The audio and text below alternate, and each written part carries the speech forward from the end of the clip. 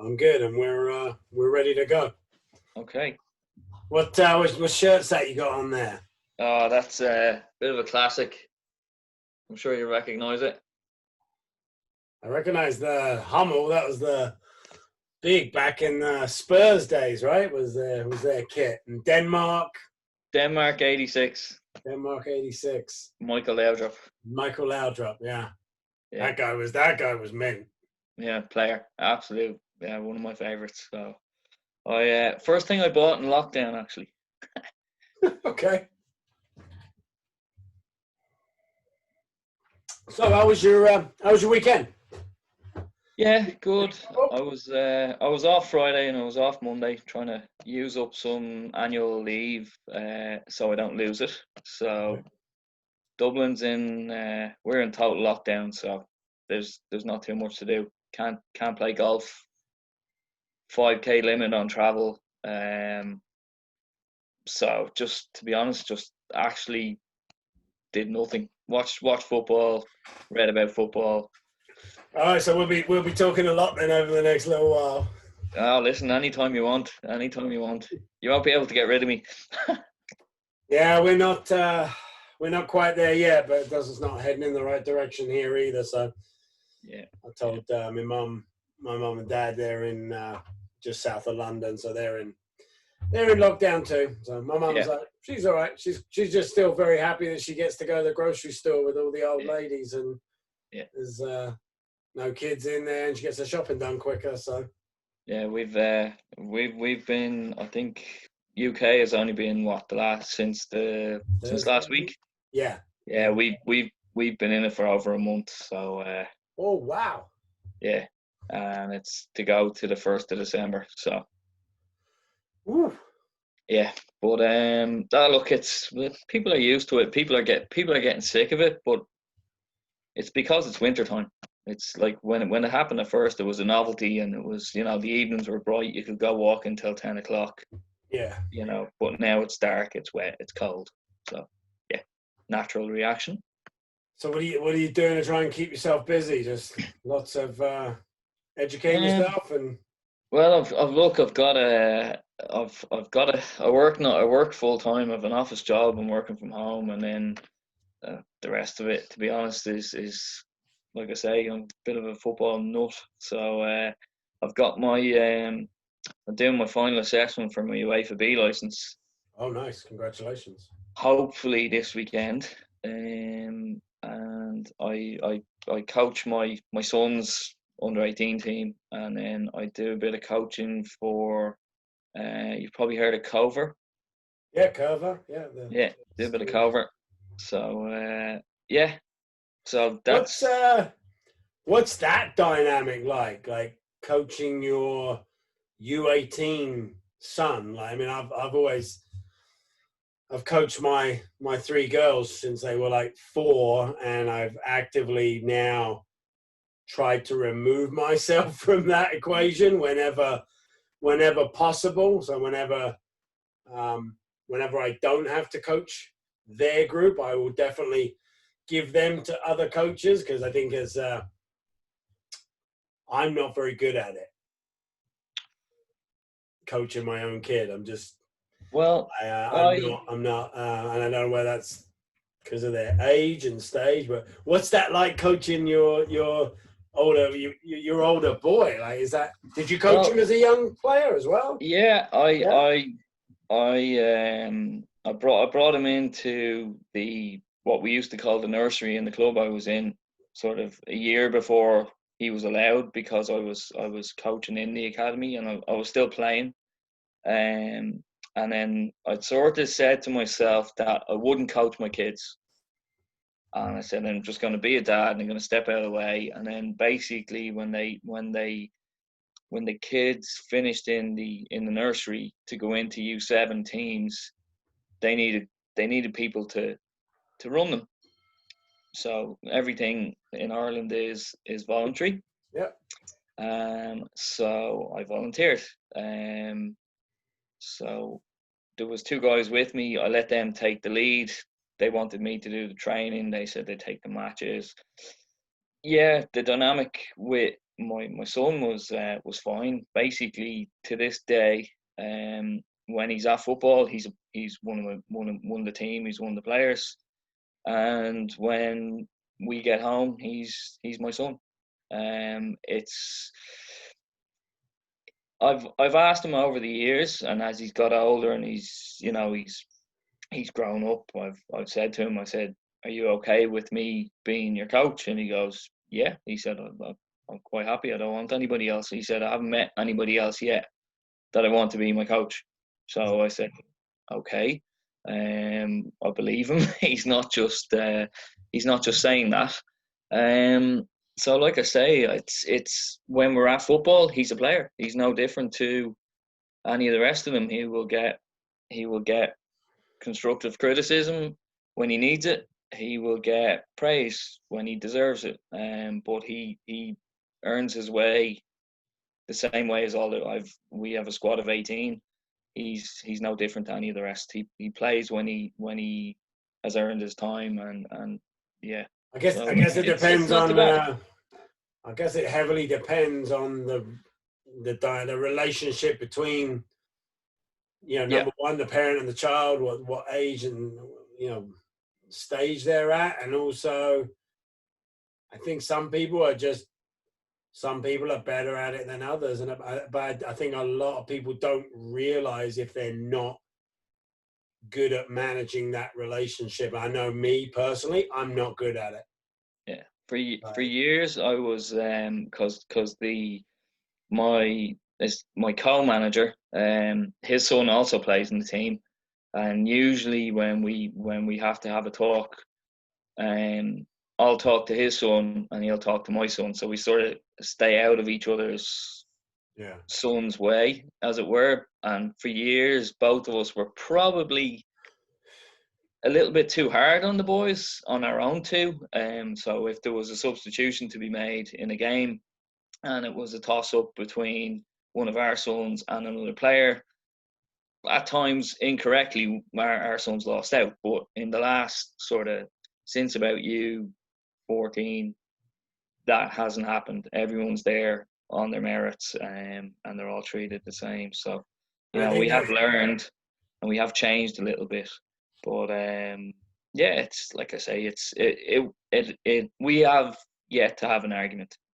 So I'm in a lucky position where I have other coaches that I can give my girls to, and I think it's I think they get far more out of it when I'm not coaching them. I'm definitely I'm guilty of that, of being I'm far harder on them. My expectation of them is not the same of what I have of other players. So for all concerned, it's best if at least I learned that, I think, fairly quickly, that it's best for me to keep a, arm's length from them. And they get, I can tell they're far more responsive with somebody else at this age.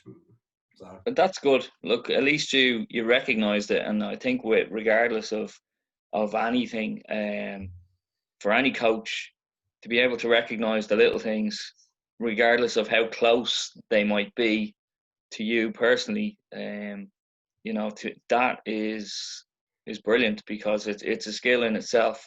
Because over the years we've had players who've had different issues, and you can spot when they're not themselves in training. You can spot when they're not themselves when they arrive on match day. And like I say, over the years we've been able to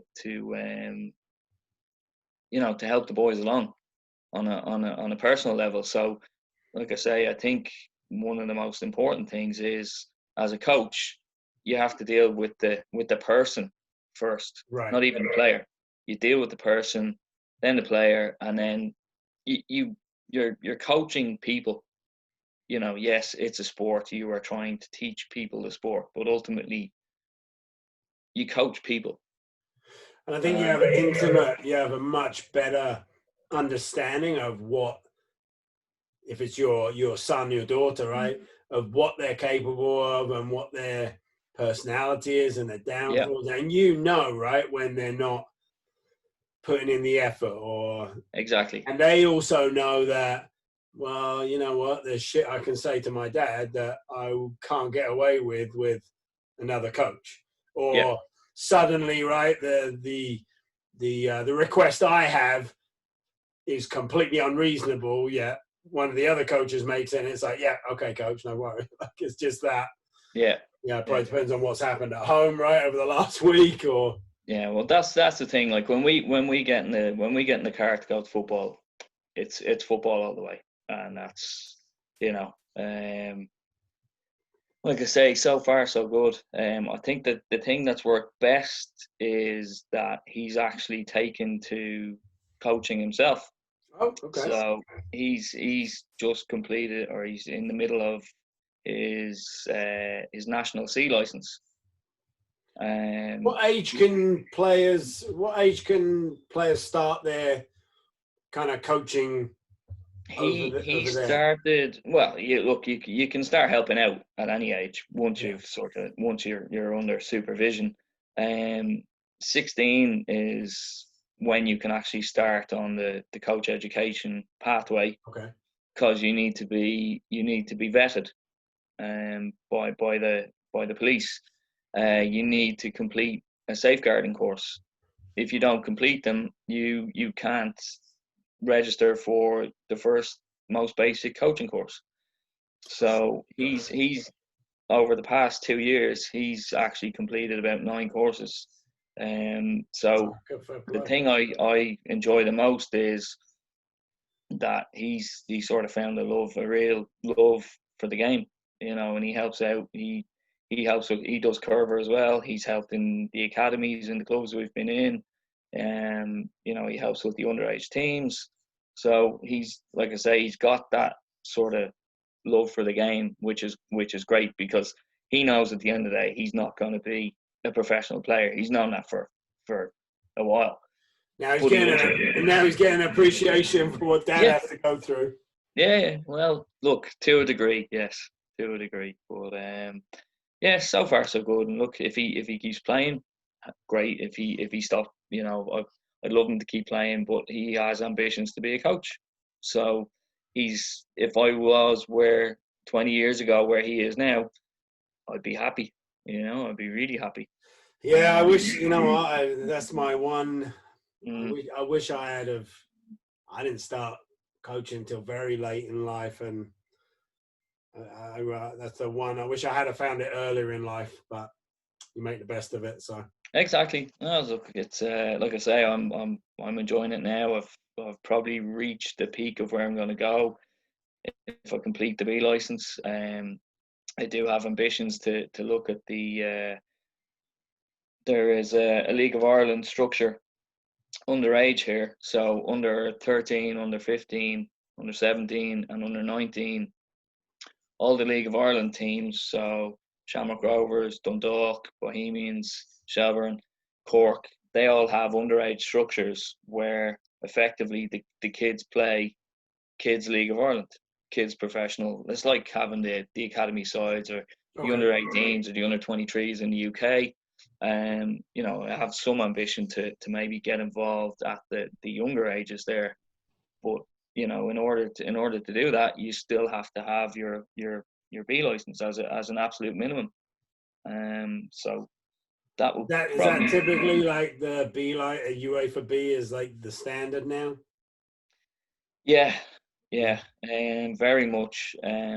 Like I say, to be involved in the national league here, even at the underage structures, you need to have a B, or be enlisted and have started the course. be on it. If you go higher up to the under 19s, I think you need an A license to be the head coach. So it's fantastic that it's got that sort of semi-professional structure about it. Um, you know, I feel there's a but coming. no, no. I think. Look, there's a trade-off sometimes between pieces of paper and experience, in any walk of life. Like the job I do, I'm qualified to a certain degree. There's people who have 25 or 30 letters after their name with the amount of diplomas and degrees and masters and PhDs that they have. But at the end of the day, we do the same job. But that's a very definite arena that we're in the office. You know, when you're pitch side, or when you're on, you know, some of the best coaches are the guys who are just natural. They're good with people. You know, you can't teach somebody to be good with people. I know people that have A licenses. I know people that have B licenses. They can run you a perfect B license session, but will it be as good as the equivalent B license session for somebody who's better able to explain what they want from the session, how to coach the session properly, how to pick up on the detail, you know, and get the message across to the players? Probably not. So, like I say, I think I said it a few minutes ago, you're dealing with people. So that skill is nearly a prerequisite, or not a prerequisite. It's an advantage. And I think You know, if you can deal with people and you know you're coaching, fantastic. If you know you're coaching, but you can't get your message across to players or parents, or if you're trying to give parents it's what we spoke about there last Friday, to have a parents' night and explain what you're going to give. If you pull a load of parents into a room and make a presentation of how your season is going to go from a parent's perspective, player's perspective, and a coach's perspective, but you can't get that message out, well, you're on the back foot straight away. So. And I think as you progress like down the ladder all the way to, let's say, 5, 6, 7-year-olds, I would say the football part is the least important. Yeah. And some people just can't deal with 5, 6, 7-year-old kids. Oh yeah. Yeah. Just not cut out for it. No, it's just not. Look, and that's not their thing. You know, we've both said, do we recognize about dealing with our own kids? You know, if you go into the environment of dealing with 5 and 6-year-olds, or even up to 10-year-olds, you'll know soon enough if you're cut out for it, because the ones who will find you out the quickest will be the kids. Oh yeah, absolutely. So, you know, you can talk a good game. If you can't go in and show them, they're gonna know. They're gonna go, coach, what's this? You know, can you get them to have fun? Can you get them moving?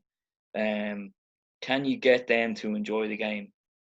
Because that's, at the young age, you want to grow the game. You want to keep kids in the game. You don't want kids to turn around and go, I don't like football.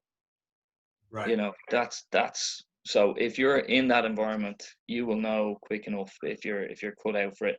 And even if you're not cut out for it, but you're willing to learn and talk to other coaches, which is, I think what you're doing here is brilliant, by the way. That's how you learn. You know, what works for you with 5-year-olds, what works for you with 8-year-olds. Do you think we have enough of our, not best maybe, but, you know, better coaches working at those age groups? Or do we need more?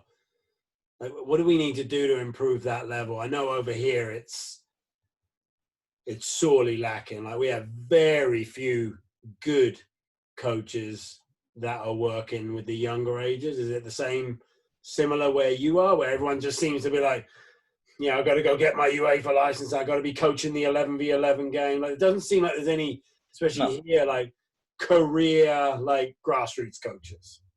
I think the majority of people here are career grassroots coaches. I think that coaching badges and B licenses and national licenses, and people get involved as volunteers, as parents, maybe because they played, maybe because their kid enjoys the game and there's nobody there to run their team, so they help out. You'll find that 90%, if not more, of coaches and managers here are dads. It's very rare you'll actually get a coach who doesn't have a kid on the team. There are career coaches. Unfortunately, being in football in Ireland doesn't pay. You really do it for the love of the game. Even the team that wins, like Shamrock Rovers, won the League of Ireland there last week. It will have cost them more to run the team for the year than they get in prize money. So it's definitely not something to be in to try make a career of. It's not to say that you can't. There's loads of people who coach full time, and they do personal coaching. There are paid roles, but the majority is grassroots. It's love of the game, and badges come secondary. Really, clubs will push coach education because they want me, or they want you to have a better knowledge to be able to run your team with the 6 and 7 year olds better, so that they keep playing. I guess what I meant, Dave, was not really maybe bad choice of word about being like career coaches, but do you find that, let's say, the higher, the more educated coaches are working with older age groups? Like, do you get many, really good, what you would say, the really good coach working with 6, 7, 8 year olds? Or is that typically right there? That's the dad. That's the. No, I think what's happened. I think like 25 years ago, coaching, it didn't exist. Okay, I think where it's at now, there's a lot of clubs, like my local clubs, for example, they would pay coaches to come in and coach, right? So what would happen is, myself and yourself, we are the managers of the team. We have zero experience. We have zero coaching badges. We know about football, but we don't know how to coach football. So as part of our fees to our club, the club will get a coach in who could be a B license, could be an A license. He will come into our sessions. We'll have 2 sessions a week. He'll do 1 session,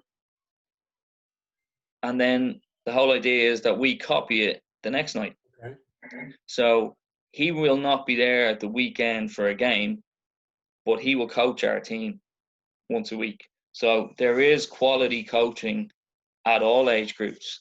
There are some coaches. There was 24 guys on my B license course, and I know there's at least 5 or 6 of them work with U8s, U9s, U10s.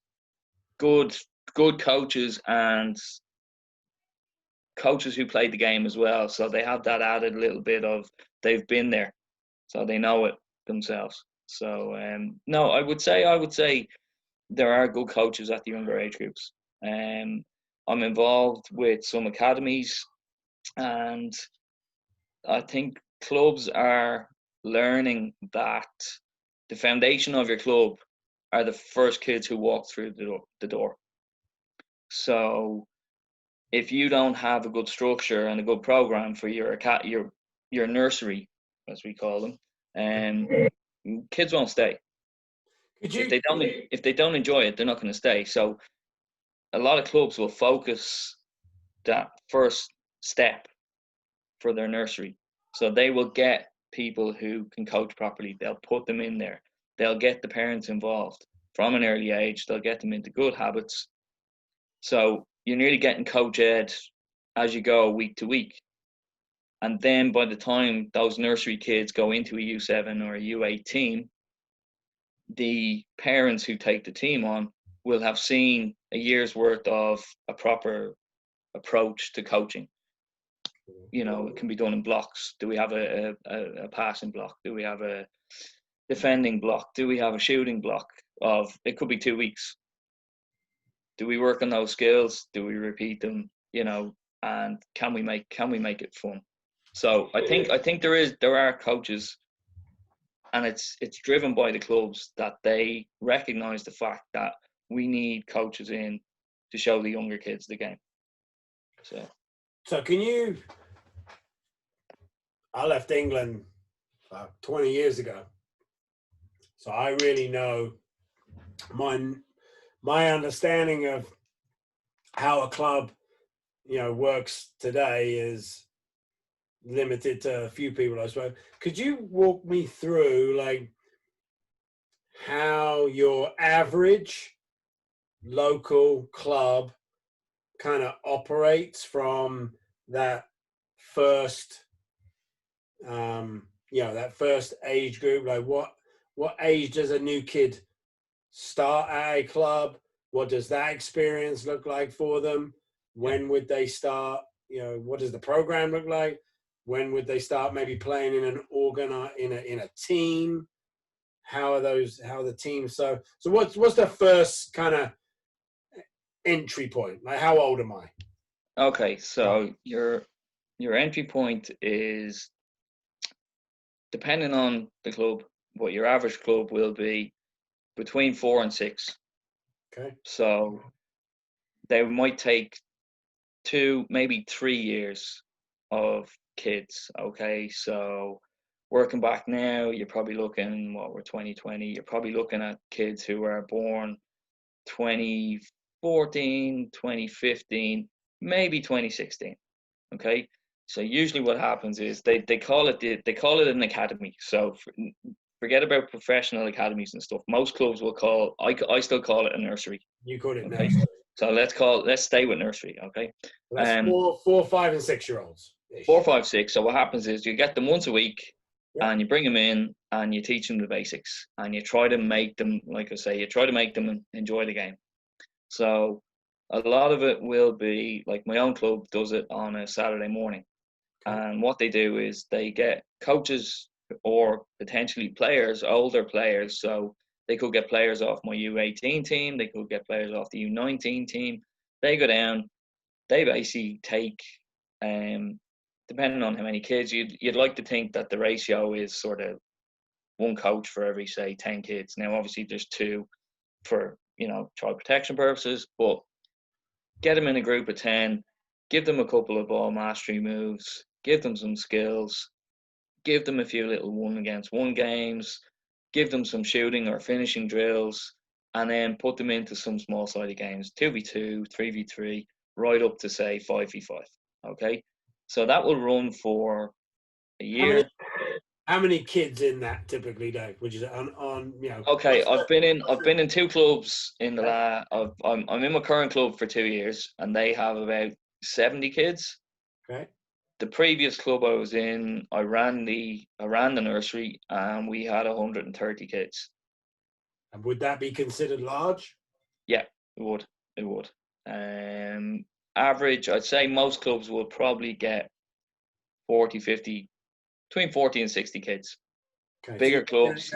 So then you're looking at, you need about 8 to 10 coaches. Exactly.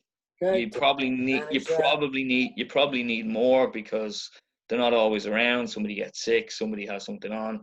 So you're looking 10, 12 coaches. During the year,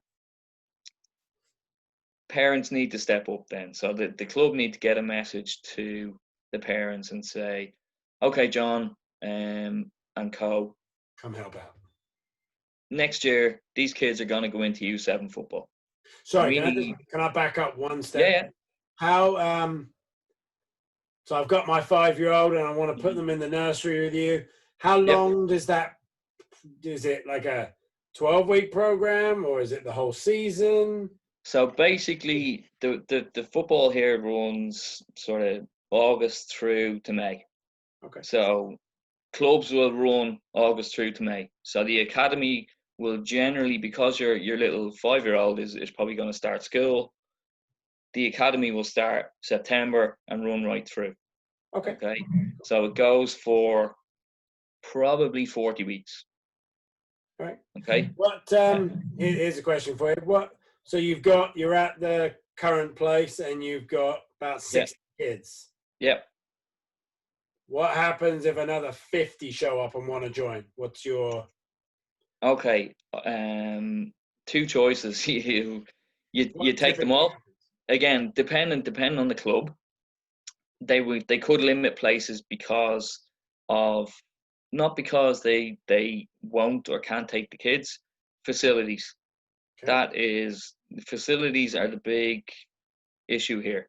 So you kind of have a capacity imposed on you based on Pitch size. pitch size, Yeah. facilities. So if you were looking for if you're looking for, say, 12 volunteer coaches to give up an hour and a half, maybe 2 hours between setup, coaching, and tidy up on a Saturday, if you wanted to take another 60 kids, you'd have to run it for another hour. So that's where the issue kicks in. Do you typically have a kind of number in your head though, like 60 were good? Like, do you just do you keep trying to get more and more and more new kids, or once you hit your 60, do you just kind of go, all right, let's deal with this?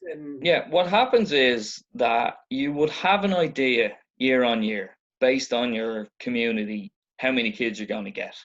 So if 60 to 70 is the average, you'll know within the first 2 to 3 weeks how many you've got. You're not going to get a steady trickle of an extra 5 a week, for the next 2-3 months. All the ones who want to play are going to show up within the first 2 weeks. So if 100 kids show up and you've got room to take them, they'll take them because they want kids to play football. Right. So if it means having to get an extra couple of coaches, the club will do everything they can to get those extra couple of volunteers. And it's usually not an issue because it's like I say, that's how the club grows. That's how the club stays, with kids playing. Yep. So they would run that right through. So taking extra kids is really, it can be an on the spot decision. Like, it can be a decision that needs to be made within a week or two of the start of the nursery. And again, your average numbers aren't going to be too far off. Right. Okay. What happens then? So your academy, you'll be in the academy, say, for 2 years if you join at the earliest age. Yep. And then you go into once they hit 7, they go into under 8 football. So the structure here is for under 8 and under 9, you play 5 against 5. But what you have is you have a squad of, say, 12, and you play twin games. So you take half a pitch, you set up 2 smaller pitches, and you play 2 5-a-sides against another club, side by side. Okay, it's non-competitive, so there's no referees. There are certain rules in relation to retreat lines. So basically, if I'm the goalkeeper, I've got a retreat line, which might be, say, 15 yards. And if you're a defender, I can pass the ball to you, and until you take a touch, nobody can come in to the zone, the 15-yard zone, and tackle you. Okay, so it's about touches. It's about being comfortable on the ball, trying to develop the kids to play from the goalkeeper rather than kick it the length of the field. So it's trying to encourage them to play as opposed to win. Okay, so there's no league tables. There's nothing. They just play. Now the kids are competitive by nature. They know if they score 20 goals. Okay, they know who wins. We don't need to write it. We don't need to write exactly. It. So when they hit under 10, then they go 7-a-side. Oh, Sorry, back up. All right. So too quick. So how many? Let's say U8. You said they'll start to play in teams U8 and U9, right? Yeah. How many U8 teams do you have? Okay, so if you've got 60 in your academy, and you have, let's just say that 60 is split between 2015 and 2016 kids. Okay, half and half. So you've got 30. So you'll have 2, maybe 3 teams going into U8. Okay, and what can happen is when the academy is done, you will find that by that stage there could be extra kids who never played football who want to play. So they can come up and you can say, okay, I'll take you, and you put them onto a team. So you generally end up with about 3 teams coming from academy into U8. So you got 3 teams at, let's say, U8. Yeah. Of 10 kids. Yeah, 10, 12 kids, yeah. Playing 5v5. Yeah. How do you decide who makes up those 3 teams? Is it A team, B team, C team? Is it completely mixed ability? Is it friends on one team? Like, how does that decision get made? Generally, the kids get, look, the word, I don't like using it, but they get graded, or they get streamed is another word that's used, okay?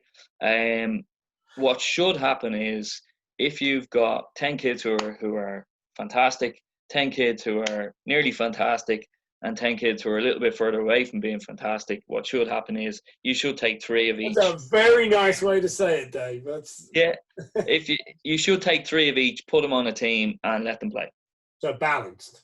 They should be balanced, okay? But what happens is, unfortunately, the competitive streak in clubs comes in because I mentioned this, this League of Ireland, and it happens at under 12. Clubs want to have their kids in. They look at saying that the best players should play with the best players, and that's how they get better. And if you've got a group of kids who are in the middle, once they're all of a similar standard, they should get better together. How do you feel about that, Dave?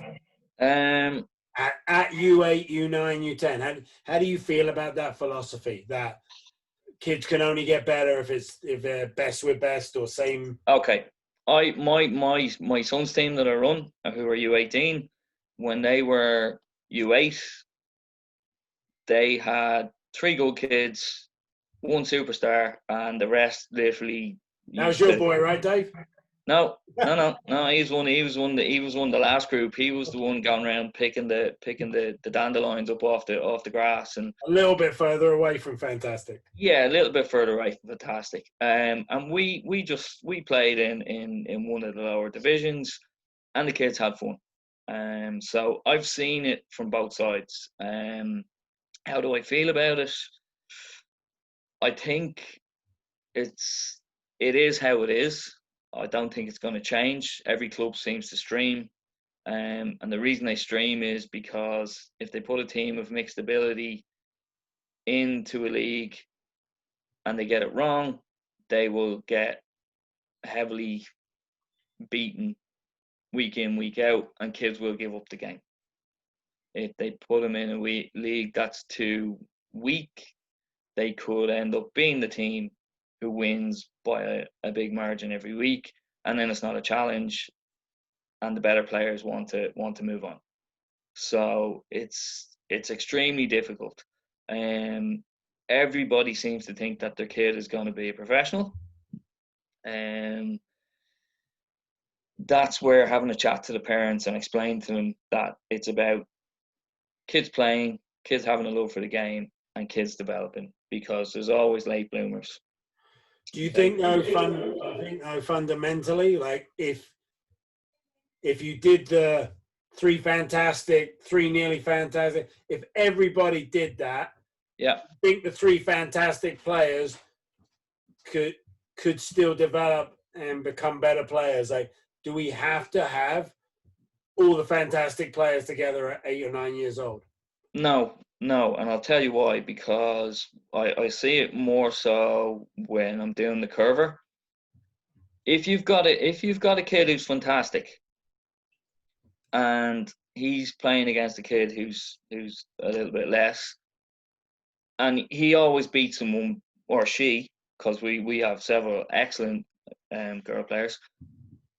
If they always win in a 1v1 situation, well then put them in a 1v2 situation, or put them in a 1v3 situation. So I don't think it's any harm, even if it was to be at the U8 and U9 level, to have that mixed ability. The kid who's really good will have a challenge by having to beat 3 or 4 or 5 players who aren't as good. Right. It's a different kind of challenge. So I don't think there's a game of football where you're not going to learn anything. Okay. So I don't see an issue with it. If a club's culture is, no, we want the best kids and we want to put them in the best league and we want to have them playing against the best players, well, that's fine. Yeah. And if as a coach you're in that club and you end up with that team, so be it. I don't think there's not many coaches I know are going to walk away from that either. But I think, as I say, the culture of the clubs is to grade the players. Okay. So this streaming or grading Yeah. is done by working with the players in the nursery, the academy, over a period of time, so that by the time you get to that U8, yeah, you pretty much already know where they should fall in. It's not like a tryout like we have here, where we have an hour, 2-hour game, and then we pick based on that. So it's something that you are doing over a far extended period of time. Yeah, absolutely. I think like when tryouts happen over here, usually what happens is there's a summer window, and everybody at the end of every season, every single player becomes, you sign for a club for a year, okay, and at the end of that season, then when you're going to move up an age group, you're a free agent effectively, okay. So what happens is clubs run trials, or open training, as they now commonly call them. They don't like to call them trials. And a kid will go up and they will try out. And what happens is they play for an hour, as you say, and somebody has a look and could have a bad day. I hate trials. You could have a bad day. A kid could have an exceptional day and get picked. And then when they get picked and they show up, they're not what the coach thought. So a lot of clubs do it over a period of a couple of weeks. Okay. But when you're in a nursery and you move from the nursery to the U8, you've usually been in the club for at least a year, if not two. So which seems like a fairer absolutely. way to assess a young player's absolutely talent, but where they fit in the bigger picture. Yeah, exactly. Now again, clubs, there are clubs that will say, okay, we've got these 8 or 9 lads and they're all mates and they all want to play together and they're completely different ability, but they're happy. Let them play. Okay? So it's not all streamed, it's not all graded. Some clubs only have one team out of into their U8s. So they have to put them all together. Right. So then they play U8, U9 at the 5-a-side, and then they go into U10 and they play 7-a-side. So the pitch becomes slightly bigger. It's only one game, and it's 7-a-side. They then play U11. They play 7-a-side as well. So they get 2 years of 5-a-side, 2 years at 7-a-side. Yep. Then U12 they go into 9-a-side and they bring in offside. Okay. And again, they're in small goals, so they're not in the big goals. They're in the small goals. I think the goals are about. With that pitch size, for your 9v9, would your pitch size be approximately like half an 11 field? It is playing across sideline to sideline. It is the edge of the 18. Okay. It's the edge of the penalty area at both ends, and the width of the penalty area. So it's a smaller pitch. So it's effectively 3/4 of the pitch. So it's 18. It's only 18 yards wide? No. So you've got if you take a full 11-a-side pitch. Yeah. And you walk out to the edge of the penalty area. I play box to box. You play box to box. But significantly wider, really, right? Yeah, exactly. Yeah. And then at under 13, then you go onto the big pitch, and that's when all the fun starts. And that's when it's just. What's the general feeling like? Do you have, we typically sing, we kind of got that, we seem to have this race to get to 11v11. What's the general feeling about 11v11 at U13 in where you are? Okay. I think I can't remember the term for it, but I think it's like the relative age effect. So if you've got kids born in the first Yeah.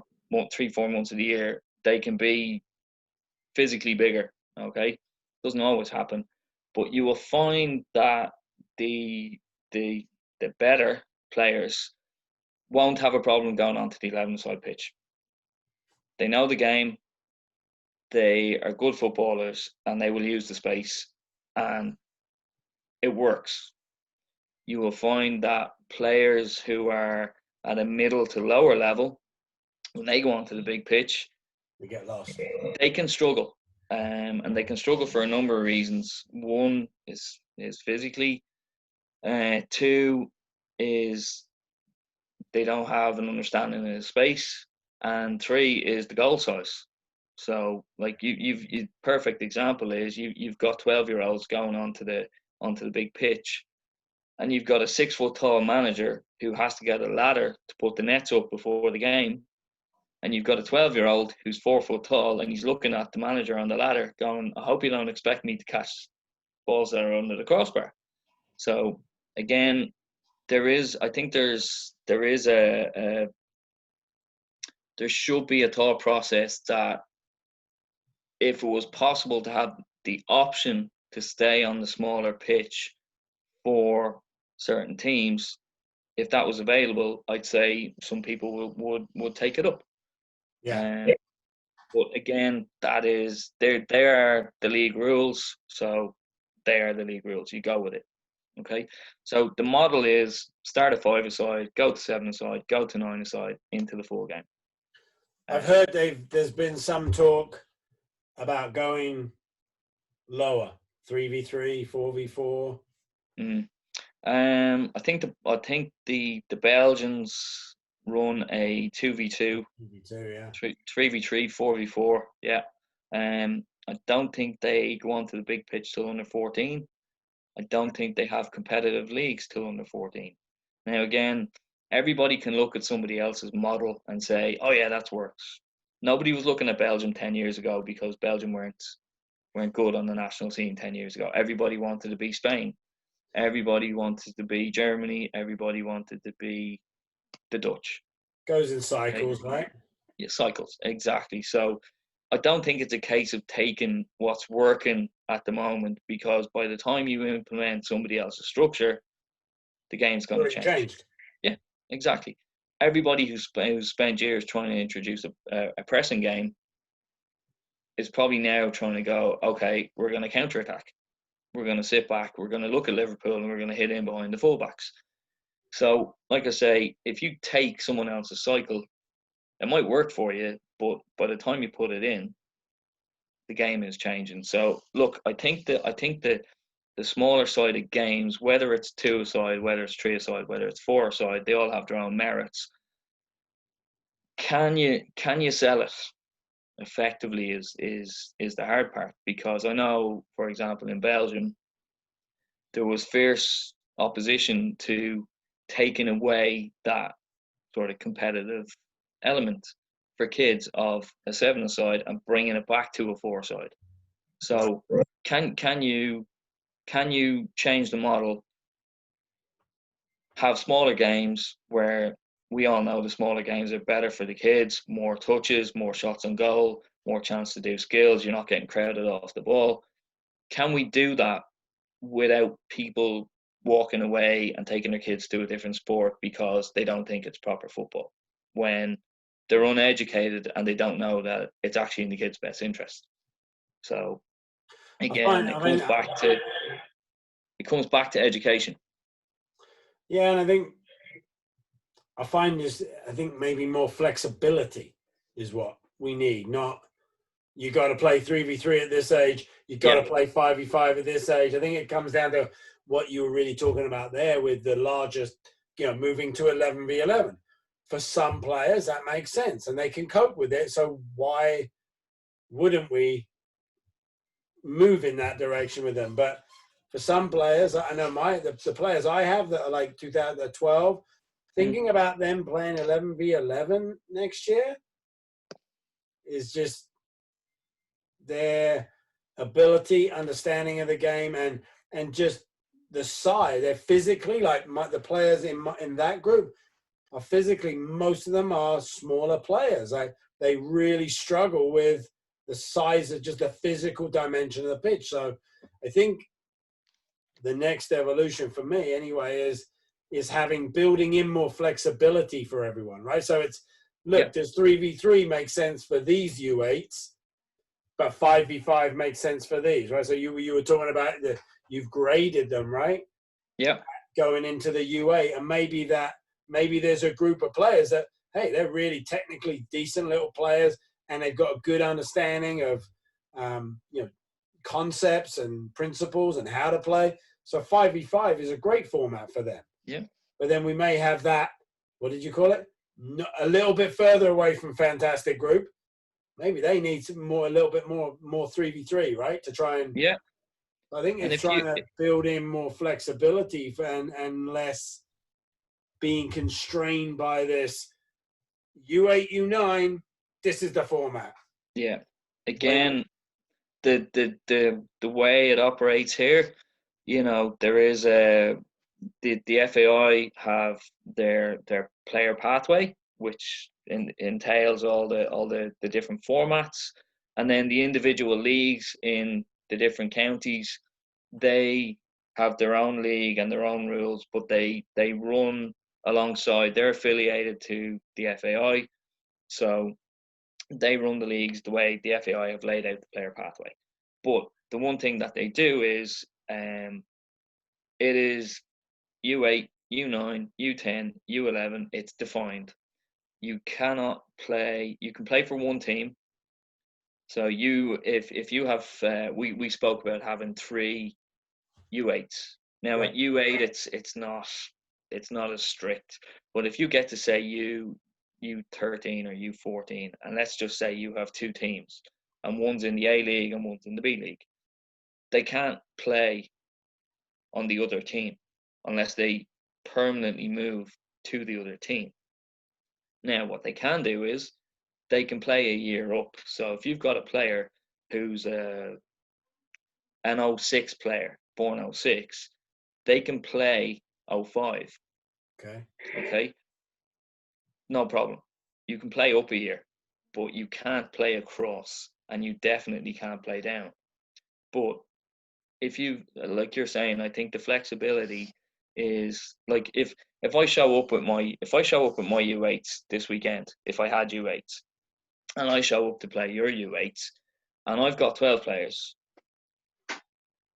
and you've got 6 players, we should adapt, and we should play a different game, that we could play a 4v4 and a 5v5, or a 4v4 and 2 3v3s. Get all the kids to play. Get all the kids off the bench. Yeah, exactly. Let them all play. Yeah. But don't let them all play in a 9 against 9 situation. Let them all play in a smaller format. So again, I know the structures here, and what I enjoyed about last Friday on your call was I was trying to learn about how Canada and the US operate, and listening to your first episode, I learned even more. And recreational football, that's where you grow the game. That's where you get the kids, and that's where you have flexibility, and that's where you let them play. So let's delve into that. I'll try and answer some of your queries, because it doesn't sound to me like you have what we deem recreational soccer or football over there. No, we have non-competitive at 8, 9, 10, and 11, but it's in a structured league, as in you're going to play other. Every week. You don't show up on a Saturday and play against your friends in the same club. You're just not keeping score. Exactly. Basically, it's still competitive. The kids still want to beat the other team. They still know who won. It's just we're not going to record it anywhere. Exactly. It doesn't sound like you have what's the size of your current club, would you say? from nursery up to, let's say, U16? Okay, we have nursery to U19. We don't have men's teams. And I think we have about maybe 350 players. And that's deemed small, medium, big? Medium, Medium? average. Right. Previous club I was in, there were at one point a couple of years ago there was close to 700 players. And that's massive, Uh, right? there was 43 teams, including 3 men's teams. Yeah.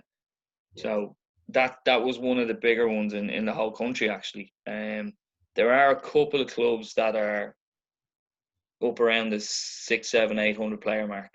Majority of clubs would have 2 teams at the younger age groups for the small sided game, and then one or two for the 11-a-side game, which is U13 through to U18 or 19. It sounds like from what you've described, it's training, individual development, and play within your club for the nursery up to U7. And then as soon as you hit U7, it's now what everyone's grown up with, right? Which is training during the week, Yep. a match on the weekend, or like you said, with Exactly. U7 and U8, it's a double match, which is a Yep. great way for them to get 2 games in, and then, but that's the standard, right? Is it one or two training sessions during the week? Usually 2, and that would be nearly every club in the country would be. Right. I would say is set up the same way. Yeah, and that's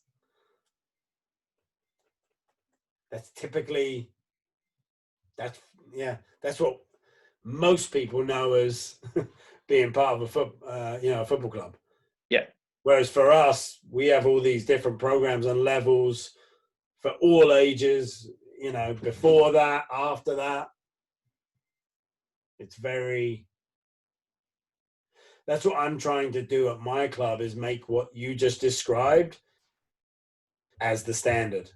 Okay. So so every player in the club gets that. You get 2 training sessions a week and a game on the weekend. The problem for us is the game on the weekend doesn't exist. It only exists for a certain period of time during the year. Okay. And then sometimes it's not a game on the weekend. It's a midweek game. Okay. Yeah. It's that's the bit I find. That's what I'm trying to understand. That's what I find fascinating is that seems to be a huge difference between your competitive football and your, rec football. So typically, right? So we've, and you may have seen me spout off on this on Twitter before, but I really don't like all these labels that we put on our young players over here.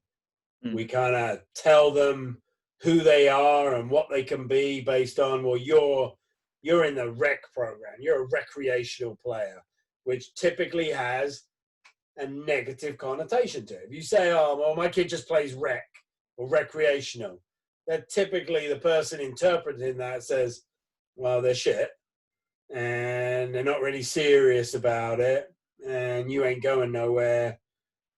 And it's just, you're there for, the standards low, the quality of coaching is probably going to be low. It's just it's an activity. It's something you do. Yeah, it's a hobby. It's a hobby, right? And then on the flip side, you have some, oh, well, my kid's in there's so many effing names for it. Select, travel, competitive. There's about 5 different names for what we typically, what you and I understand is just football, right? Like, during the week, go play someone else. That is automatically deemed to be something it's not. It's deemed to be, well, your kid must be so much better. When in reality, many times it's mum and dad can pay more. Mum and dad are more willing to take you further to play games. You know, on the whole, the standard is better. But if you take the competitive and the rec, yeah, and you join them together, what are you going to have? You're going to have Division 1, Division 2, Division 3, Division 4. And if Division 1 play against Division 2 on a regular basis, well, Division 2 are going to get better. Division 2 are going to have players who can hold their own against Division 1, and Division 2 players will then get looked at, and if they can move or if they want to move or whatever, will move to Division 1. If Division 2 teams play against Division 3 teams, same thing applies. So if you combined football rather than having it travel and rec, you'll automatically make your rec players better, and there's some of them will probably shine. Am I wrong? Yeah, I mean, yeah. I mean, the problem is we have this again. We've created that again. This is in my purely my opinion observation. We have created programs such as rec programs in order to take people's money. So a recreational program typically, right, is volunteer run, volunteer coach driven. But you know, the problem we have here is we don't have the luxury of having the number of parents you would have that have some background in the game, some interest level. I mean, we have people coaching recreational soccer that have never kicked a ball, never watched a game, don't ever intend to watch a game. God love them. At least they're doing, you know, they're helping out, but yeah, it's not really progressing that player who's in it for an activity.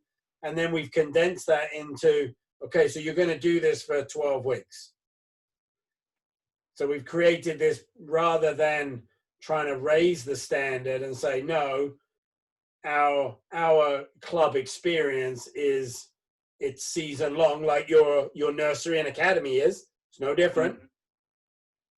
What we've done is said, oh, well, you're not really that interested.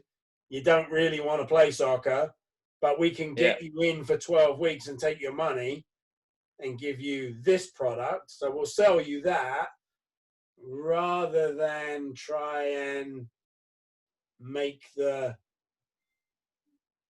standard the same for everyone. Yeah. There's this vast gap. And I always look at it this way, right?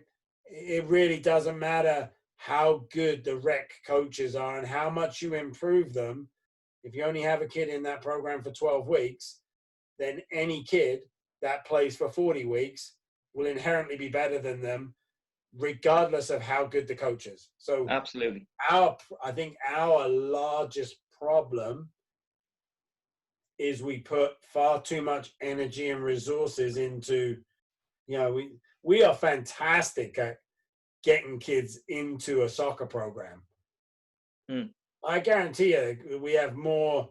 I know until recently, I think, looking at Canada, which has half the population of the UK, had more female youth soccer players registered than England. Yep. Like, that's shocking. Like, it's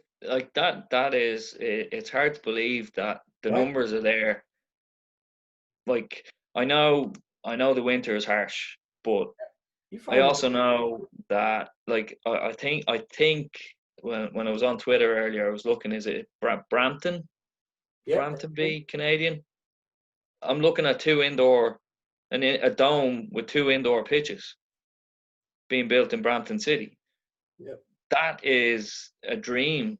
Like, we're on majority of clubs are on council pitches. They're outdoor. They get cut every 2 weeks if we're lucky. You know, we have to pay astronomical money to hire any sort of an AstroTurf pitch for winter training.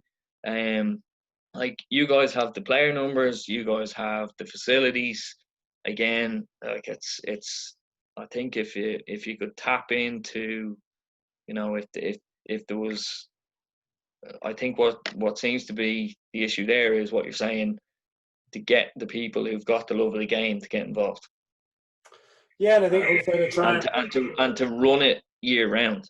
Yeah, we've got, but and this is where it's kind of I think a little bit misleading, is we have the player, like we're so focused on numbers, and we haven't, I don't think we've quite realized yet that the number of registrations you have does not really correlate to providing an excellent product, right? An end product. No. So we've got mass numbers of players. I mean, and we are talking, I mean, some of our clubs, so in the summer, again, we play in, because we have more field space, right, in the summer, but it's not unusual that your local club will have in excess of 1,500 players between the ages of 5 and 14. Wow, that's huge. And And how many clubs? And that's the problem, right? So I'll just give you, an example. So the two areas where I operate, one of the populations is approximately 30,000. We have 3 clubs.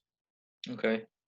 And then another area I operate in has approximately 50, 60,000. And there's 1 club. Okay. Does make sense. So we have, again, clubs that are just so large, trying to be run by volunteers, and then for the majority of the players involved, they're only involved for literally, if you have a club with, let's say, 2,000 players, 1,700 will only be involved for 3 months a year. Wow. 300 maybe on that scale would be involved year round. So the kids have no chance if that's that's like having a skiing club over here. Yeah, and it comes back to we have great participation in an activity, but we just don't have enough. I think, and that's what we're focused on. Like the general success metric is how many players do we have in anything. And if you took out all those kind of recreational players that I would just call an activity, and you boiled it down to how many players are involved, year round, the number will be far, far, far smaller. And what's the roadblock for playing year round or playing continuously for as long as you can?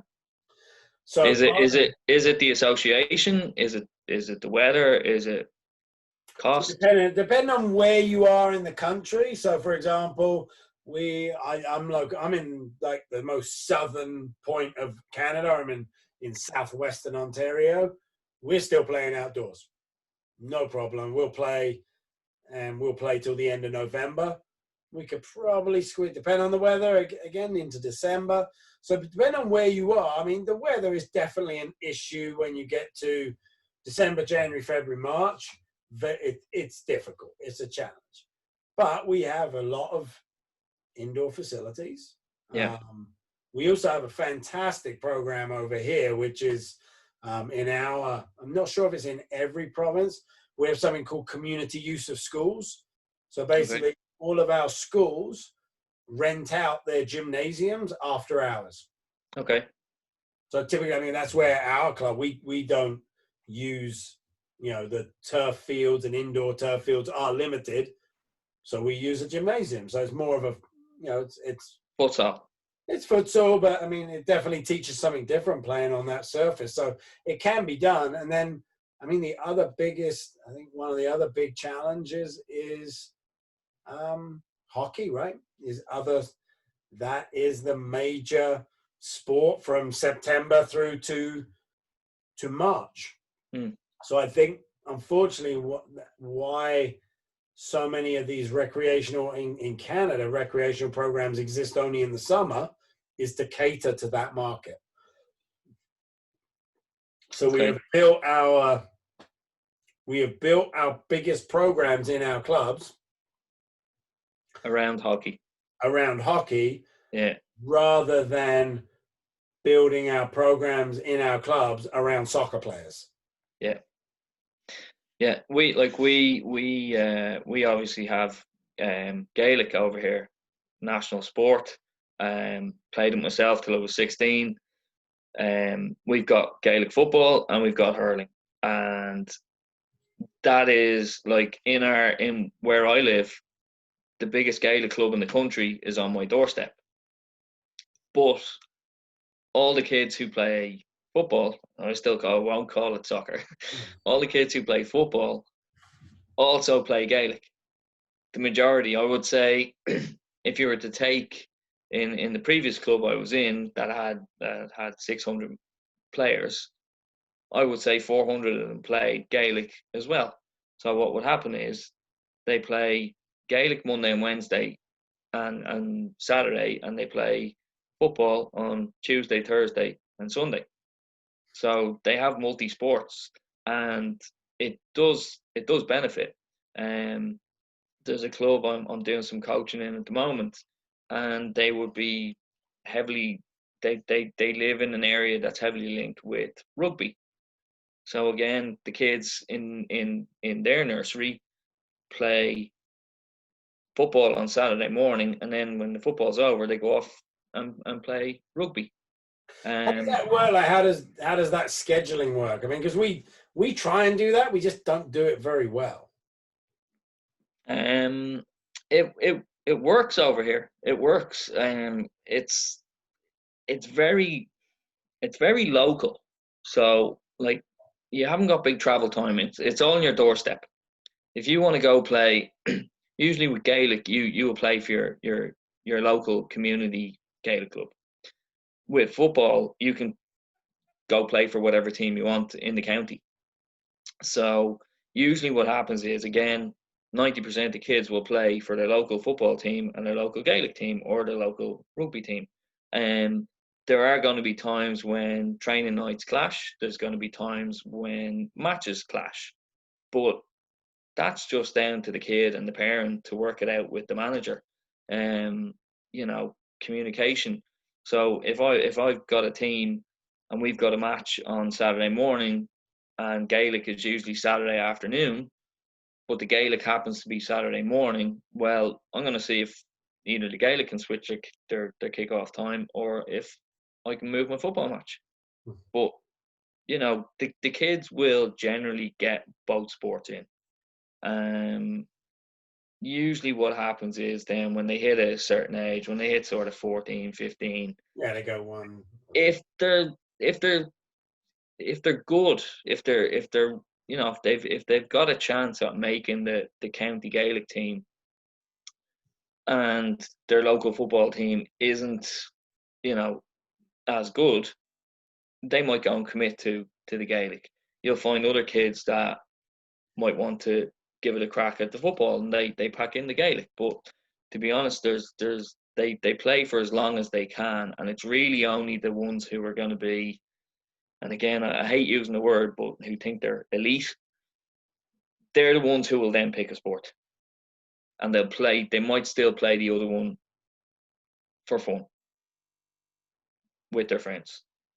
But the multi-sports actually works quite well. But if you really, for the clubs who are really serious and take the football, I'm not saying there's a club that doesn't take football serious, because that's why they're a football club. They do take it serious. But for the ones who have a track record of attracting and retaining and developing better players, you will generally find that the kids that go play for those clubs will only play one sport from a young age. Right, yeah, they're a bit more. They might play. They or not that they only play one sport from a young age, but football is their preferred sport. So if there's a toss up between a football match and another sport, they'll pick the football, and that's just the way it is. But we don't. Maybe it's the kid Is it maybe the player focusing more Yeah. heavily on that helps develop a Um, better player, or is it the club? um, A little bit of both. bit of both. So yeah, it can be a bit of both. Again, it's down to age and it's down to parents. If you get a kid says, "Oh, I want to go play for a club where John lives," that could be an hour away. If a parent lets an 8-year-old dictate to them that they want to get them to drive them an hour away 3 times a week, well, I think the parent needs to sort of have a look in the mirror. Sorry, you're 7, you're 8. Go play in the local club with the guys you go to school with, and for a year or two at least. Yeah, I mean, there's so much. There is a lot of potential. I mean, again, as I say, we're very good at introducing kids to it and getting them into it. It's a really, coming from another country, as like when I moved there, I never seen anything like it. But then I think as I say, we have limited resources too, right? Very limited resources in terms of facilities, coaches, and we put a lot into this. We seem to have a lot of soccer programs, but not enough soccer clubs that are, every club here offers 10 different programs. I think I'm probably one of the few, because I'm far smaller, that every player gets the same at our club. Every player gets 1 or 2 training sessions a week, and we aim to put on a game at the weekend. Unfortunately, there's not enough teams locally or clubs, right? Because we've got one club with 22,000 players to be able to offer as much external matches like you do at the younger ages. So we have to try and recreate that ourselves, right? But there's not, I find there's so many kids getting so many different things within the same organization, whereas it sounds, from what I know, I'm talking to you, Dave, it sounds like that's the standard for the country. You go join the club, Yep. 1 or 2 training sessions, a match on the weekend. That's it. And you join from September, go through to May. We still have a cultural problem where, for example, one of the locations I run, people are still, like, I'll have parents talk to other parents and say, "Oh yeah, my kid's got football tonight in November," and they just look at them and go, "What? Football in November? Oh yeah, well they play throughout the year. They play from September to July." Yeah. And they can't understand. Who runs, like, who coordinates the club, or who coordinates the football? Like, is it possible to go to them and change their mindset so that you start the culture change of, we're not going to play for 12 weeks, we're going to play for 24 weeks? Is it some, I'll put it to you this way, you've started this YouTube channel, so who's going to help you get football where you are from 12 weeks to 24 weeks? I think the fear is, for many of those clubs, people won't sign up for that. No. I can get the money out of people for 12 weeks. And I think some of the major problems we have is we're very good at registrations. We're good at getting participation, but it's all over the map. Like, the business, see, the difference is the business interest is not always in alignment with what is best for trying to develop and nurture a young soccer player, right? It's very easy for me to say to you, "Dave, I got a 12-week program in between your basketball, hockey, volleyball season. it's $125 or $150. Come on in. That's all I need you to commit to. And that's easy. But now if I was to say, well, if you want to join, and this is where I'm at, if you want to join my club, this is the season, this is the program. Typically what we get is, well, I got hockey or I got basketball. And my answer is always, well, if you can do both, great. But people here tend to, it's rare that they can kind of figure out how to do both. It's pure luck. Some kids it works out for, some kids it doesn't, and they just choose one. But I've had to, it works for me because it's what I want, right? Yeah. But I don't have, so for example, I have very few multi-sport players in my club unless it works out for their schedule. Okay. Because my idea is I don't offer that 12-week program because I don't feel that it aligns with what I'm trying to achieve for a young player. I look at it this way. I can't do much to develop your kid or help your kid become a better soccer player once a week in 12 weeks. That's just 12. I can't do it. No. I'm not that good. I can barely do it. I need to work with your young kid for 40 weeks of the year for me to even have a chance of helping them and trying to achieve, the goals I have as a coach to improve that young player. And even then, right, like the other thing we're up against is majority of my players, they'll come to, if I can get them to practice a couple of times a week and a game at the weekend, that's a lot. Like that's seen as like people look at that. What, you want my kid to play soccer 3 times a week? Mm-hmm. Yeah. You want them to get better, right? Yeah. And even out of that, I sad to say 50%, I'm being very optimistic. 50% will not kick a ball outside of those 3 hours there with me. Wow. So then if you want to boil that down and say, well, just come and join for 12 weeks. And that's where we started, right? And you see these kids that come for the 12 weeks every summer and they come back the next year and they never get better. Yeah. So no, that's a tough one. That's a tough one.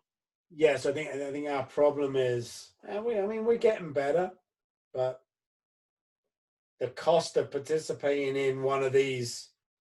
Is there the cost of participating in a club like you're talking about, where it's 2 training sessions a week and a game at the weekend, it's ridiculous. Wow, because like my fees for my club for the year are €260, $300.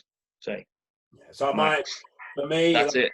For me, every player in our club pays the same, regardless of age.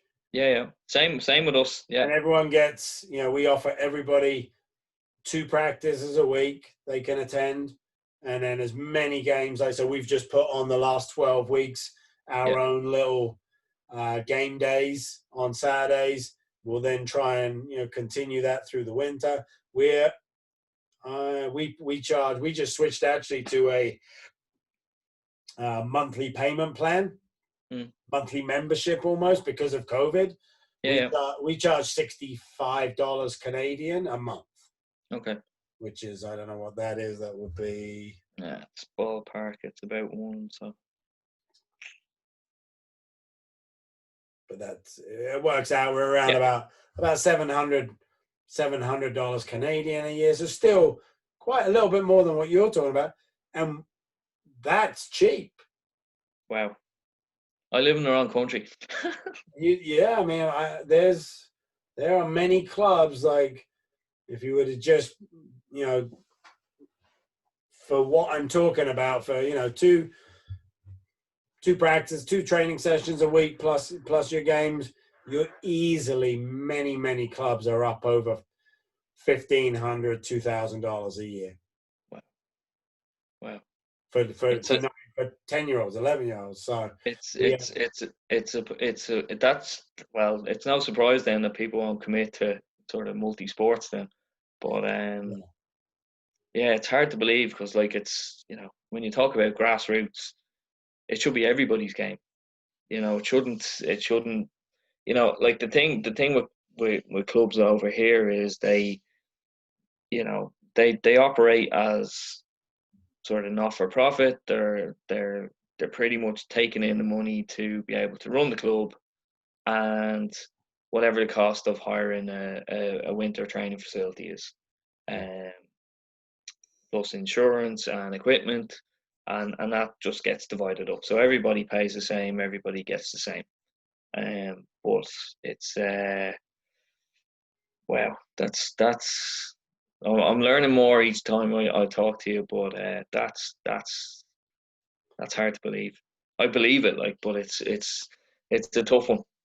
It's a tough one. Like, I know when we spoke to Matt on Friday, and he said he set up a new club. Very interested to hear what he had to say. and Um, trying and starting a new club here is very difficult too. That's yeah, a I can imagine. I can see straight away. it's very difficult in terms of the politics around it. Like, it's not as simple as, I want to start a new club, going to go get some kids, and you just apply to your, the FA. Like, I mean, my first time around, it took me like 2.5 years. Wow. So there's very, the clubs are very, very protective. Like, they don't want any competition. They don't want, I think they're very fearful of anybody doing anything different or anything new.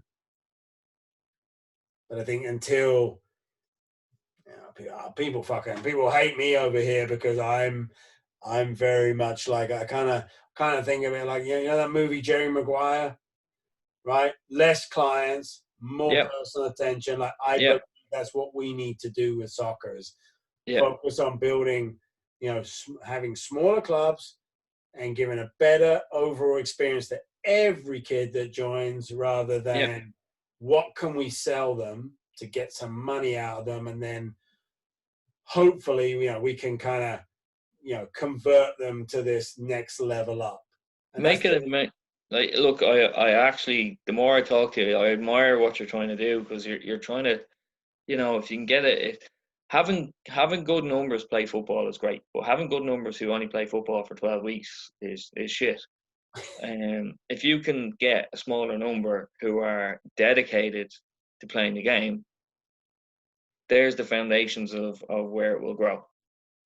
yeah. So, And I mean, what you're trying to do, by the sounds of it, is I don't envy you, but I admire you. no, it's as much like trying to change the the I hate to say the culture, but it's being more.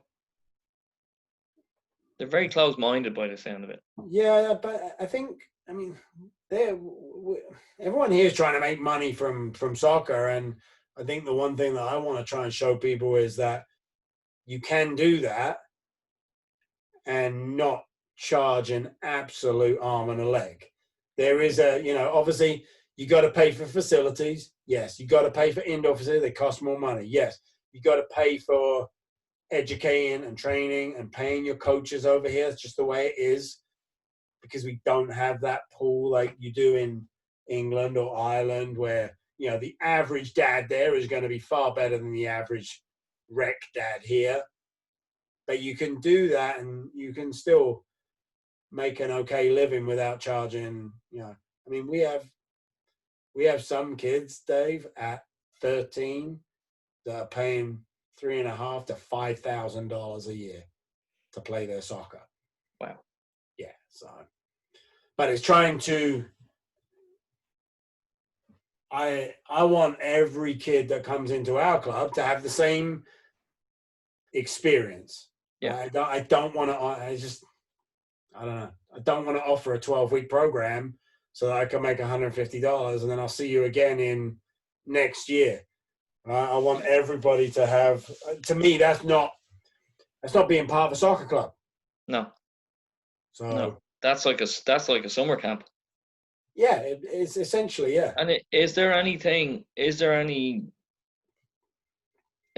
sponsorship, or is there anything outside of your normal times that you can sort of offer, you know, well, very, very cheap, or indeed for free? And again, I Like, mean, those are you able to host, like yeah, what every club over here does in the summer, when in the 8 or 10 weeks of the summer, when football's off, when it's the off season, everybody has a mini World Cup. okay, So they take all the kids across 4 or 5 different age groups, and they might mix 2 age groups and say, okay, John, here's 7 kids.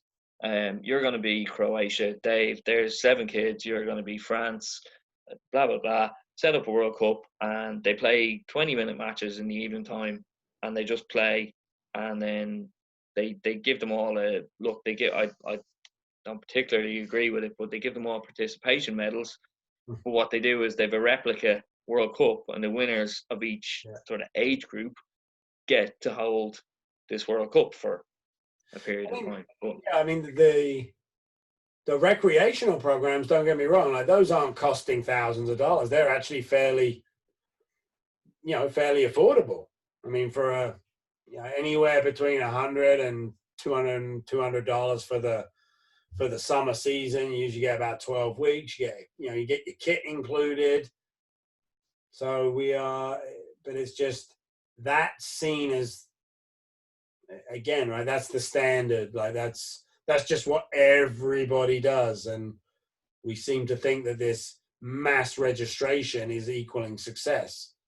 When really, I think we need to be trying to focus maybe on getting more players into a football club, into yeah, a year-round, a season-long program. Because until you get players into something consistently for more than 12 weeks, I don't care how good you are, you're those not going players to. are irrelevant in the development model, right? If you Yeah. never, we just try and then pick off a few of them, right? Like, oh, can we get you to come into that club program? Mm.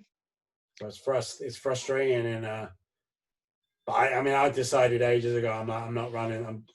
I tried to run that for a while, and I just couldn't do it. It just didn't sit well with me, and I'm like, I'm really putting my back up against the wall here, because there's no way. Yeah. And the sad thing is, I mean, those programs make. I mean, you look at 1,000 kids. You do the math. 2,000 kids at $150 with very little cost. And the sad thing is, again, like if you go to any of those programs, a lot of those kids don't want to be there. Yeah, mom and dad are just putting them in so they have something to do. Yeah. Yeah. So you've then got that you're going. That's what I found was soul destroying, was running that program and having, you know, I mean, you're talking a high percentage of kids that are just like, I don't There want to is be here. it is the absolute hardest thing. I've been in several different academies or nurseries. The kids who don't want to be there, when you've got a group of 10 kids, Are we and done three yet? kids three kids don't want to be there, and 7 kids love football so hard. And the parents go, oh, he'll get used to it, or she'll get used to it, or oh no, they love football. And I go, well, you can love football, but you might not like playing football at 5 or 6, when the other kids are bumping into you and stuff. So it is so hard. Yeah, I But would, anything. parents continue to look. It's great that they put them in and they want the kids to try. But like, over the years, we've had parents come and go, oh, look, you'll get a rare parent every year that goes, look, John, I don't think little Jimmy doesn't like it. And I go, yeah, that's fine. Look, here's your money back. Yeah. No problem. Come back next year, or come back in 3 weeks if he changed his mind or whatever. But Or maybe just pottery is his thing. well, could be. Not for You just everyone, right? no, and that's fine. And like I say, it's not that the parents are pushy, but when you get sort of 20 or 30 weeks into it, and little Jimmy still doesn't want to play, that's when it's hard, you know. It's So, it's how are very. you doing? Have you got more? I'm gonna go off topic here. Have you more calls, or are you doing a couple of episodes today, or? No, and just I spoke with Joe earlier, and then just yourself today. So my days off now have kind of become this. Yeah, well, look, like I say, I was off yesterday, and I was on a couple of webinars and I've been reading books and. over the last like month. I don't know if you know who Joe Rogan is. Yeah. I've been watching and listening to a lot of his podcasts, and I was just like, you know what, I should just do that for soccer. Like, I really enjoy talking to people and Yeah. about their the next kind of. So I'm gonna do two kind of styles of these. One is just gonna, chatting about grassroots football, and then the other one that I want to do, which I'd like to have you back on and do one is, I don't know what you call it yet, but almost like a mini educational session where it's based around a topic. Yeah. And you'll present a few activities. So it might be, how do you teach 5 to 7 year olds? How do you teach them 1v1 defending? What are your favorite activities? Show us how they work. Share with everyone else how they work. How did you develop the activity? What doesn't work? What problems they're going to have, and really have an episode where we present that to the audience, right? So they can watch it and actually take something away from it and be like, oh, okay, so that's I think that'd be really good. That's how they teach 1v1 in Ireland. Never thought of that. Grassroots coach ed. There you go. Yeah. I'd love to be a part of that. I think it's really good. I think there's so much, like, there's endless stuff on social media. But if you can get something, like, my social media streams are all football. And I'll see something, and it calls itself soccer training, okay? And you see little videos and you look at them and you go, no, that's not, it's not good. It's not, there's no explanation.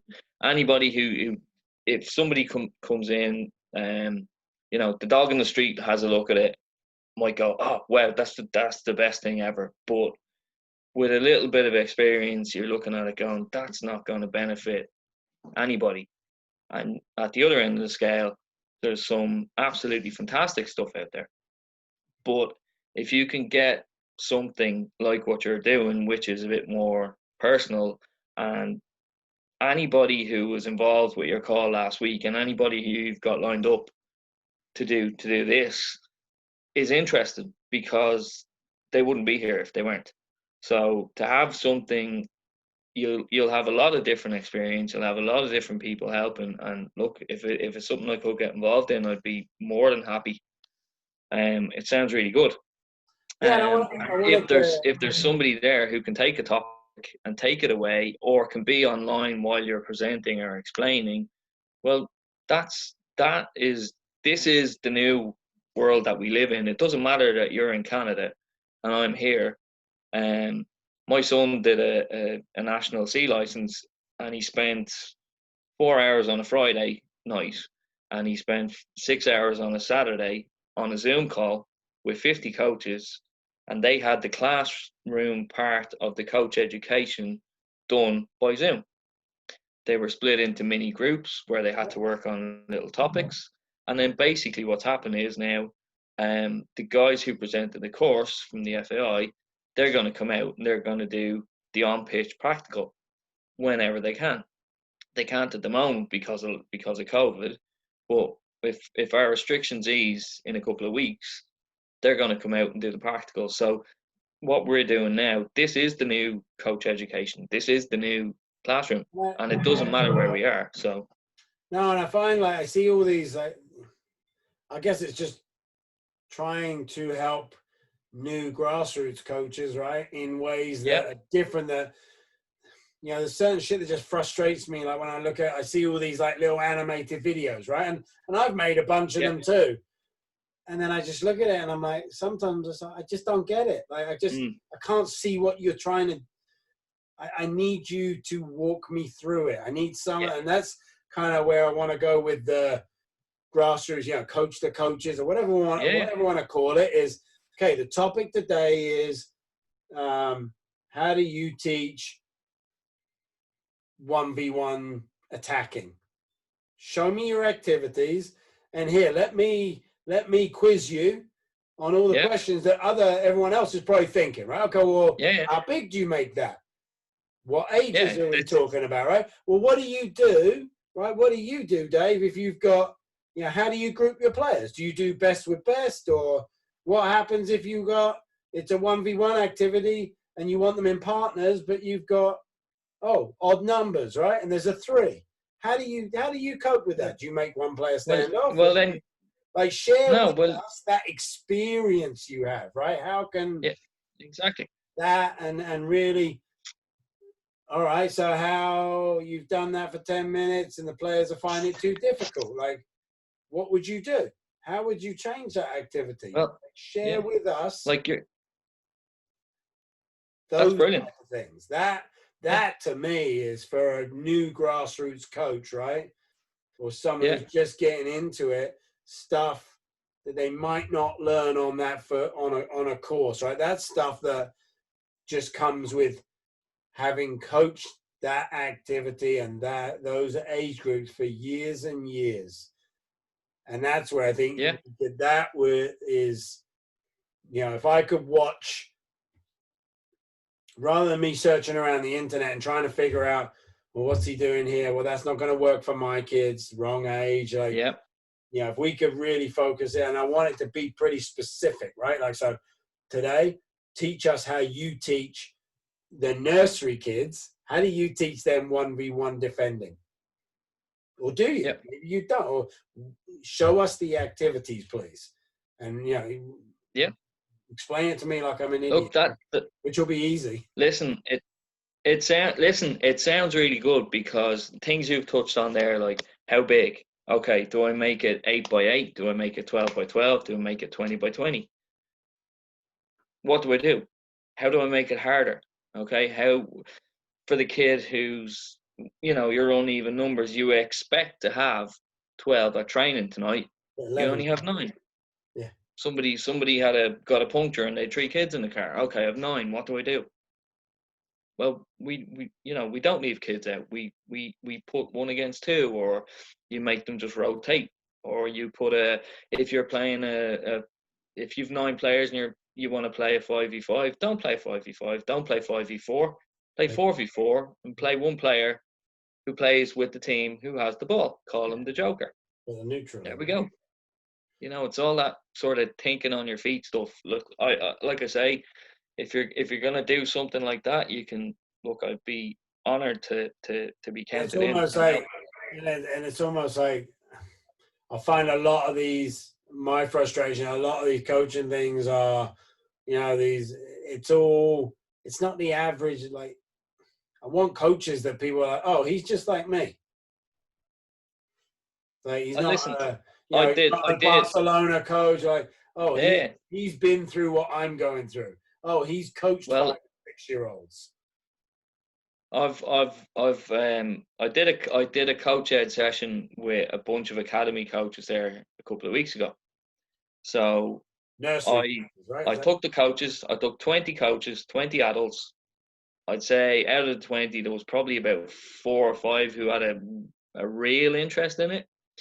The rest of them were a little bit, okay, I'm here because my kid's here.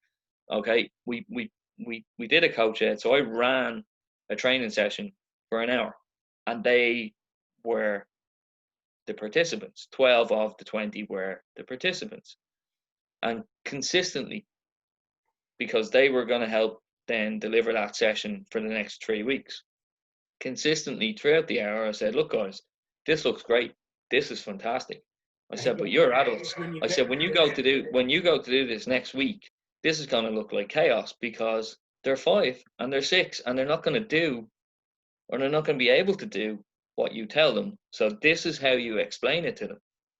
And this is how you get them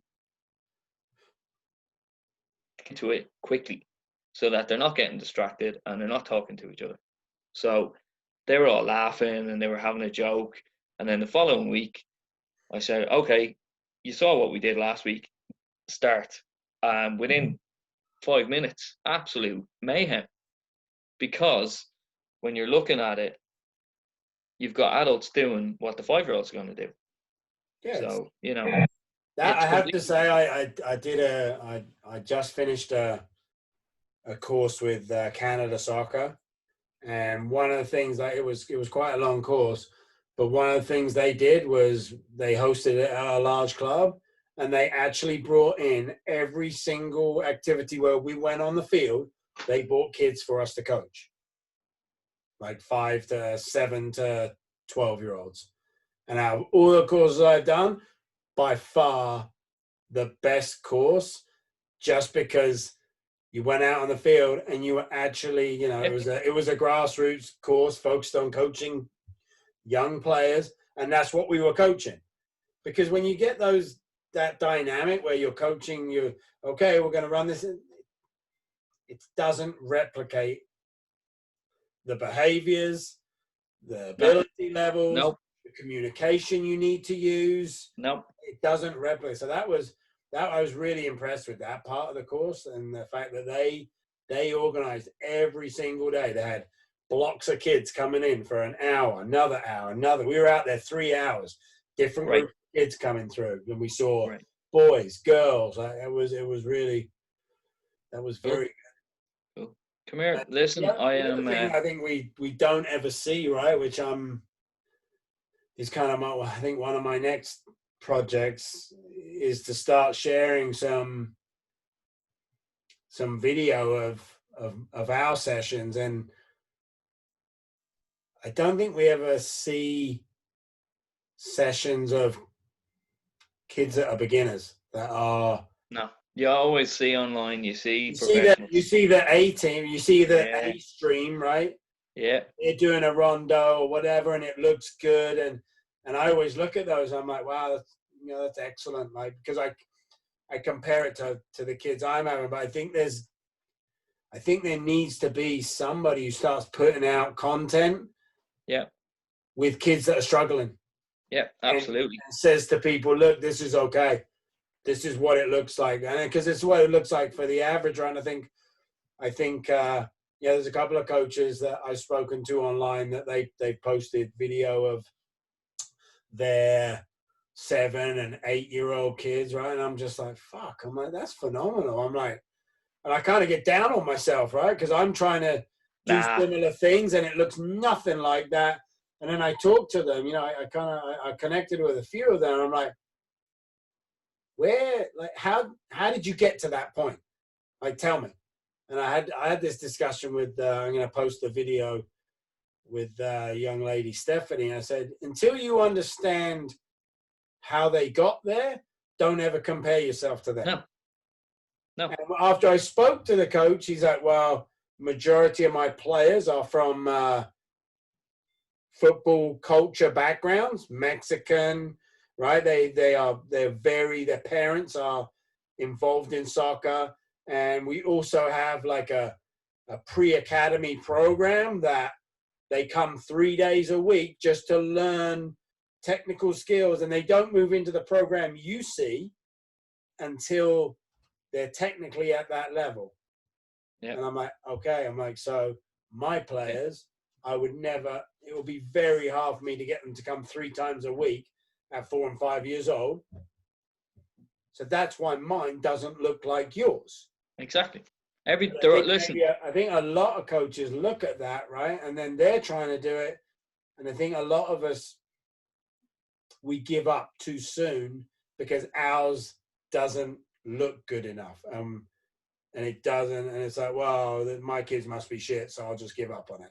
When really, it's like, no, you need to stick with it, and maybe you just need to see someone else who's struggling too. Listen, in the same way that players develop, coaches develop. Because I remember one of the first training sessions I put on for 5-year-olds. Oh, sweet Jesus. It was shocking. It was absolutely shocking. And probably wasn't the only one over the years. But God, in the I same look way, back at the sessions I was putting on like 6 years ago, and I'm like, nightmare. If older me would show up and watch younger, 6 years ago sessions, Slap. like, what are you doing? Like, what are you teaching here? Do you even know? Like, it was Totally agree. 180 degrees different to, and that's kind of the sobering thought, right? I think that you come to is you ain't never going to master this ever. No, you'll always learn. Same as a player. You can always learn. That's, to me, that's been the very humbling part, because I'm very much like a systems oriented, like, you get to a certain point and you just, in my past life, it was like, I have a system, I replicate it, and it works. And I just keep working until I found, but there was an end point in my last life. And now it's like realizing I'm never going to have a system that is going to can be replicated and work effectively for everyone. It's always going to be different. And the game will always change. And how I view the game will probably always change. And the game changes. Yeah, all the time. Come here, I am going to have to leave you because I am going, have a guess, training. Training? I thought there was no training. I thought you were on lockdown. Oh, we're on lockdown, but school children are allowed to train in pods of up to 15. So we get out twice a week still. So it's about the only thing that keeps me sane apart from these conversations. I think this would drive you to insanity. So.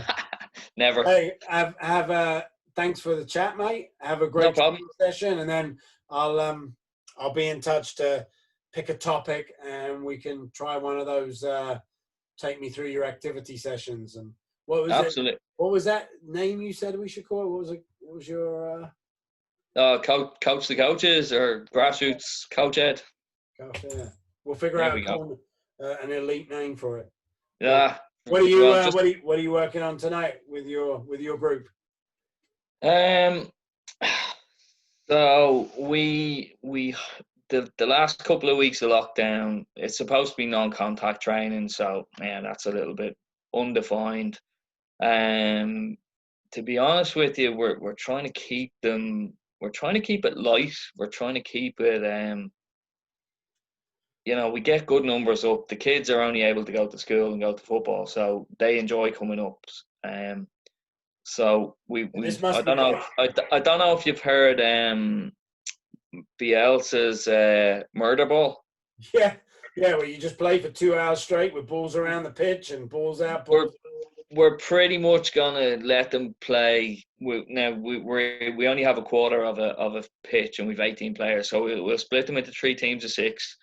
We'll put 6 on the outside as wall passers. So it's basically 12 against 6 when in possession, and it's gonna be murder ball. So it's basically full on pressure. Now the thing is, there's no rules, except the only rule we'll put in is a 1-touch finish. But we want to see them have a bit of fun. So if there's a bit of jersey pulling or a bit of nudging or a bit of tripping up going on, see this. How do you rotate the 6 on the outside to the inside? Okay, so we'll play for 4 minutes flat out, and the ones on the outside are still in the game. So what happens is we'll have a red team, an orange team, and a blue team. So the blue team will start on the outside, and then after 5 minutes they'll go in, and then after 5 minutes and they just keep playing. It's a designated time. Yeah. So you play for 10 minutes and you're on the outside, and then you get a minute break in between. But literally for the 4 minutes you're in, it's full on. Cool. And that's our idea of lightening up and letting them have a little bit of fun. Well, it's got to be like, I mean, talk about the social corner of coaching, right? Like this must be vitally important for these kids right now. Well, we had a chat with them at the start of lockdown and said, look, you're not going to be playing matches, please keep coming training. We know it's hard. We want to keep your fitness up.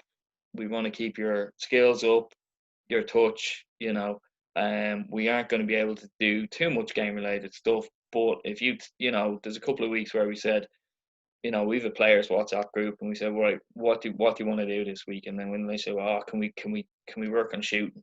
So we said, fine. So we got the use of the big goal up at training, got the goalkeeper to bring his gear. He always does. And we set up a couple of shooting drills. So, it's the mental side of it during lockdown is hugely important. Hugely important. And to be honest with you, it's as important for me and the other two coaches as it is for the players, because I'm sat at a desk here all day doing my 9 to 5 office job. So it's the only time I get to go out. So speaking of which, I better go. Enjoy your murder ball day. Listen, Thanks, really good to talk to you, John, and keep in touch. Thanks, mate. Appreciate it. Cheers, man.